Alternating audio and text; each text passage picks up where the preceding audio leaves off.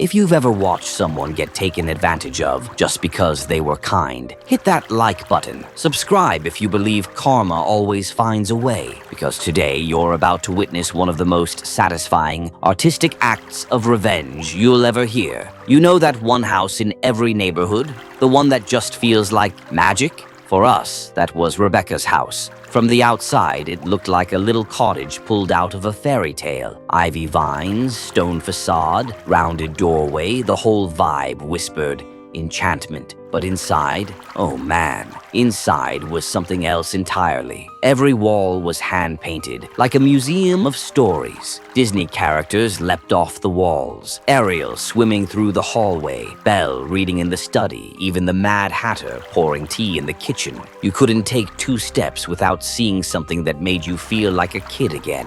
Rebecca had been living there since the mid-80s. She was an art teacher back in the day, then opened one of those paint and sip wine studios before retiring. She wasn't rich, she wasn't loud, but everyone knew her, and everyone respected her, even me eventually. When I first moved into the neighborhood, I'll be honest, I wasn't the best neighbor. My truck was loud. I sped down the street, and she wasn't shy about letting me know. We had a rough start, but instead of yelling, she invited me over, sat me down, showed me her art, told me why this place mattered to her. From that day on, we were friends. Rebecca had an agreement with her landlord, the original owner. Since the murals were only inside, he never had an issue. In fact, he promised that someday the house might even be hers. They had that kind of trust, but nothing was ever signed. And when he passed away, everything changed.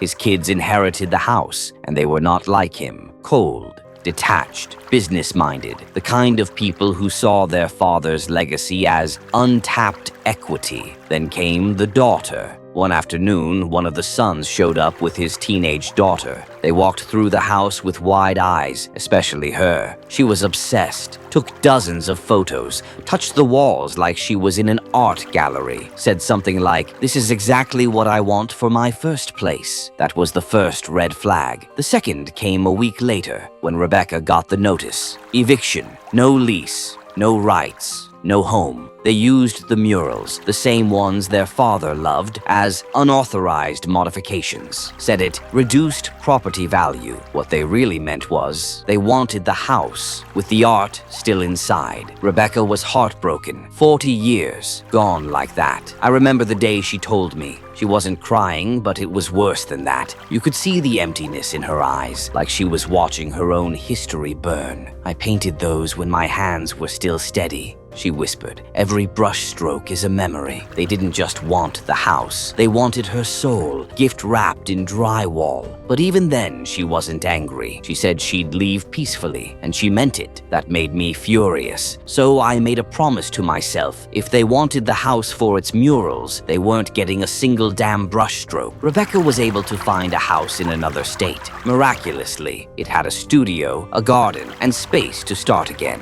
But she didn't want to take the cottage facade down. Thought it should stay. I disagreed. I called up my buddy who'd just gotten a new industrial-grade paint sprayer. Told him I had a job for him. Free practice. Free equipment testing. Oh, just help us turn the house into a blank canvas. We made a deal. He'd help Rebecca repaint the house top to bottom, and she'd paint a mural on his guest house wall in exchange for a month's stay while she relocated. Done. And just like that, the war began. We started small, moved all Rebecca's furniture into storage units, emptied the place top to bottom, left it spotless. Then came the sander. We buffed the murals down wall by wall. I could see the pain in her eyes, but also a kind of fire. She wasn't going to let those leeches steal her work. After the walls were stripped, my buddy brought out the sprayer. This thing? Absolute beast. It could cover an entire wall in 4 smooth passes. He used industrial-grade KILZ primer. Kills stains,